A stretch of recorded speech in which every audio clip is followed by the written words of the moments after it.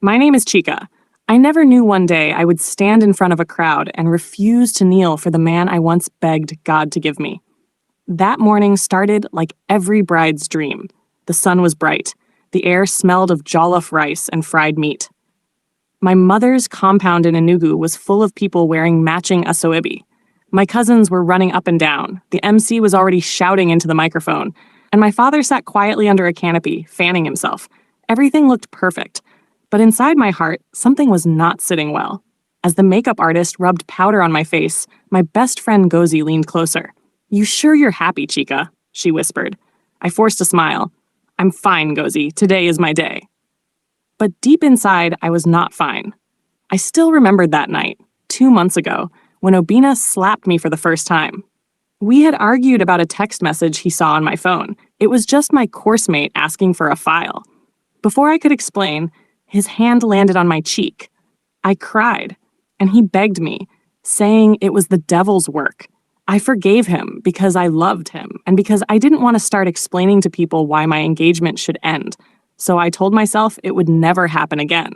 That was why I stood there, dressed like a queen, smiling for pictures, while fear was sitting quietly in my chest.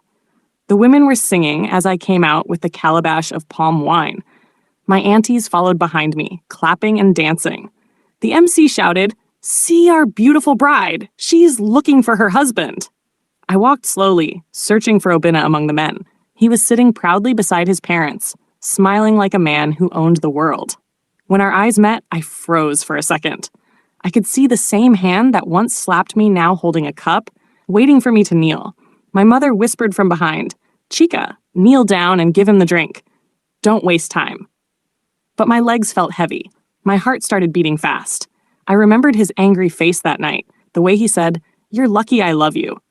I remembered how I begged him not to hit me again. I stood still. The drummers slowed down. The MC stopped talking. Everyone was watching me. Then I said the words that changed everything. "I will not kneel for a man who once beat me." Silence. It was like the whole world stopped breathing. My mother's mouth opened. Obina's smile disappeared. Madame Ude, his mother, jumped up from her chair. "You must kneel down this instant," she shouted. But I did not move. My hands were shaking, but my voice came out strong. "I respect our tradition, but I cannot kneel for pain." People began to murmur. Some said I was possessed. Some said I had gone mad. My father dropped his fan and stood up slowly, confusion on his face. Obina's eyes turned red. "Chica, you want to disgrace me in front of everyone?" Tears were burning my eyes, but I said nothing. I only held the calabash tighter and looked at him. The man I once loved now looked like a stranger to me. That was how our happy day turned into the beginning of something none of us ever planned. Everybody started talking at the same time. The compound that was full of laughter just a few minutes ago now sounded like a market. The drummers dropped their sticks. Even the small children stopped running. All eyes were on me and Obina. My mother rushed forward and whispered harshly, "Chica, don't disgrace me here. Kneel down and let's finish this." "Mummy, I can't," I said, my voice shaking. "You know what he did." She held my hand tight. "You want people to mock our family? You think marriage is between only you and him? It's between families." Then I saw Obina stand up. He was angry, but trying to smile. "My bride, please don't spoil this day. Let's talk after. Just kneel small so people won't talk." He reached to take the calabash from my hand, but I stepped back. "Don't touch me, Obina. Not today." A loud murmur went through the crowd. His mother, Madame Ude, came forward, her gold wrapper shining under the sun. "You, this small girl, who taught you to talk to a man like that? Do you know what it means to be a wife in this family?" I looked at her, tears in my eyes. "Yes, Ma, to keep quiet even when you are bleeding. I saw it the day you came to our house, how you wore glasses to hide your black eye." The crowd gasped. She froze, her mouth open. "What nonsense are you saying?" Before I could answer, Chief Ude, Obina's father, stood up. His voice was loud and deep. "Enough! Obina, you hit her before marriage?" Obina's eyes widened. "Papa, it was not like that." "Shut up! I warned you never to raise your hand on a woman." Chief Ude turned to me, bowing slightly. "My daughter, I'm sorry for my son's foolishness." Madame Ude hissed. "So you'll disgrace your son before these people? You that used to beat me until I ran to my sister's house?" The crowd went silent again. Chief Yu turned sharply to her. You dare talk about that here? Mrs. Ezelo, my mother, shouted from behind me. Let her talk. After all, this same Chief Ude ruined my sister's marriage years ago, so it's not new to him. Everyone started whispering. I could feel my legs shaking. My father, who had been silent all through, spoke quietly. What are you saying, Uju? What sister? My mother faced him, breathing fast. Your friend's wife, Ngozi's auntie, the one that left her husband years ago. Chief Ude was the reason. Madame Ude turned to her husband, shocked. Is it true? Chief Ude looked down, his lips tight. That was long ago. I looked around. People were murmuring, recording with their phones. The air felt heavy, filled with shame, anger, and secrets. I turned to Obinna. His face had lost all pride. You see why I can't kneel? You see where this came from? I said softly. My mother started crying. Obinna's parents faced opposite directions. The crowd didn't know whether to stay or go. That was how one simple no opened doors that had been locked for years. And from that moment, there was no turning back. The shouting didn't stop. The compound was now full of confusion. People were arguing, some trying to calm others down, but it only made things worse. The MC dropped his microphone and stood like someone watching a movie. The drummers had packed their drums and sat quietly at one corner, afraid to play again. My mother was crying openly now. My father was still standing, but his face had changed. He looked like a man who didn't understand his own life anymore. Uju, he said to my mother, you mean you knew all this and you still allowed this marriage to happen? My mother wiped her face. How was I to know it would come to this? I only wanted our daughter to marry well. Chief Ude promised me Obinna had changed. Chief Ude hissed. I promised nothing. You came begging that we should not cancel the wedding after what happened between them. You said people will laugh at your family. I turned to my mother, shocked. Mummy, you knew? She looked at me with tears in her eyes. I wanted to protect you. I thought if you marry him, he will calm down. My heart broke. You wanted to protect me by giving me to him? I dropped the calabash on the ground and walked a few steps away, my hands shaking. The whole place felt tight. I could hear people whispering, Nawa'o, see what love has caused. Then Obinna came after me. He grabbed my arm gently. Chica, please stop. Don't do this. I made a mistake, but don't destroy everything we built.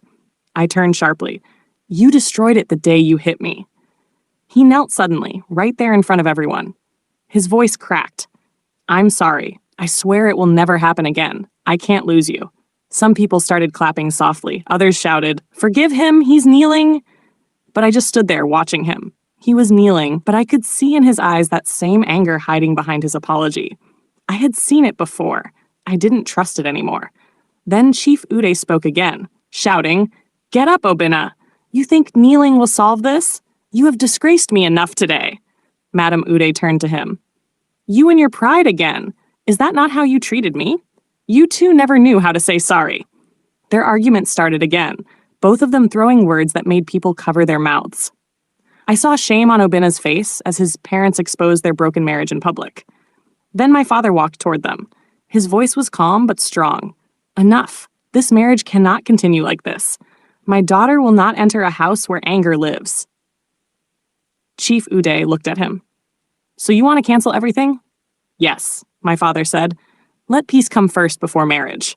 The crowd went silent. I could hear my heart beating. My mother fell on her knees, begging both men. Please, let us not throw away everything today. Let's talk inside. But nobody moved. Everyone just stood there as if waiting for thunder to fall. That was when I knew, even if the drums started again, the dance was already over. The guests began to leave one by one. The same people who were laughing and dancing in the morning were now whispering as they picked their bags. Some were shaking their heads. Some were saying, women of nowadays no get respect. Others said, that girl get mind. She talk truth. The compound that used to smell of jollof rice and perfume now smelled like dust and shame. I sat quietly on a bench behind the house. My veil was still on my head, but I felt naked. Ngozi came to sit beside me. She held my hand and said, Chica, you did the right thing. I'm proud of you. I smiled weakly. The right thing doesn't feel good right now. It feels like I destroyed my whole life in one day. From where I sat, I could hear our parents still arguing inside the house. My mother's voice was breaking. What will people say? My daughter's wedding's scattered. Do you know how many friends I invited? My father's voice came after. Forget people. Let's think about our child's safety. That boy is not ready for marriage. Chief Ude shouted, Your child disrespected our family. How can a woman stand before her husband and say such words? Then Madame Ude's voice rose. Let her talk. At least she spoke. I should have done the same years ago. That was when Obinna walked out of the house. His face looked tired. He came to me slowly, his hands in his pocket. He sat beside me, not too close. For a while we didn't speak. Finally he said, You made me look like a fool today. I turned to him. You made me feel like a punching bag that night. He looked down. I didn't mean to hit you. I just lost control. But you should have forgiven me. Nobody's perfect. Forgiving you doesn't mean I should forget, I said. If I kneel for you today, it means I'm saying it's okay. It means next time you'll do worse. He sighed and stood up. So that's it? You're ending everything? I looked at him, my eyes wet. No, you ended it the day you raised your hand. He rubbed his face and walked away, leaving me there with my heart pounding. I watched him go back into the compound, where his parents were still shouting. His mother had started crying now, saying she was tired of pretending everything was fine. My mother came outside again, her eyes swollen. Chica, what have you done to us? I wanted to tell her I didn't do anything wrong, but I was too tired. I only said, maybe one day you'll understand. The sun was setting. The music had stopped long ago. I sat there watching the sky turn red, realizing that the wedding that was supposed to start my new life had just ended one chapter and opened another, one I never planned for. Days passed after the wedding that never happened, but people in the community did not stop talking. Some said I was rude and proud. Others said I was brave. My mother stopped going to her women's meeting for a while because she couldn't stand the whispers. My father didn't say much, but I could see he was secretly proud of me. He was the only one who kept telling me, peace of mind is better than any big wedding. I stayed inside most days, trying to hide from the shame. Sometimes I heard children in the street singing, Bride way no kneel down, and it would sting like pepper in my heart.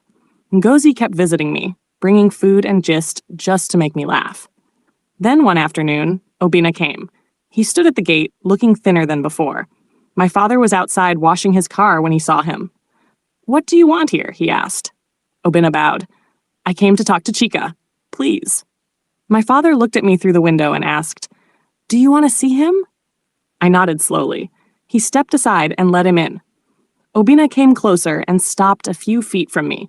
I just came to say sorry again, he said softly. Not for the crowd, not to save my name, just sorry for real this time. I've been seeing someone, a counselor. I know I have a problem. I watched him carefully. He looked different, quieter. It's good you're trying, I said. I hope you heal. I hope you heal, but I can't come back. He nodded. I know. I just wanted to tell you that you didn't destroy my life. You saved it. If you had knelt that day, maybe I would have continued thinking anger is normal. Thank you for stopping me. My eyes filled with tears. I didn't know what to say. He turned and left quietly. That was the last time I saw him. Weeks later, I joined a small women's group that visited schools to talk about healthy relationships. I told my story not with pride, but with truth. I saw girls listening with wide eyes, some nodding slowly, understanding in silence. One day, during one of our talks, my mother sat at the back. After everyone left, she walked up to me and held my hand. I was wrong, she said, tears in her eyes. I wanted to protect you from shame, but I almost gave you a lifetime of pain. You were right to stand. I hugged her tightly. That day, something heavy left my chest. Now, when people see me, they still whisper, but it doesn't hurt anymore. I know who I am. I know what peace feels like. Sometimes I remember that day in the compound, the music, the silence, the chaos. But what I remember most is not the shouting or the tears. It's the moment I stood up straight, holding the calabash, and refused to kneel. That was the moment I found my voice, and I've never lost it since.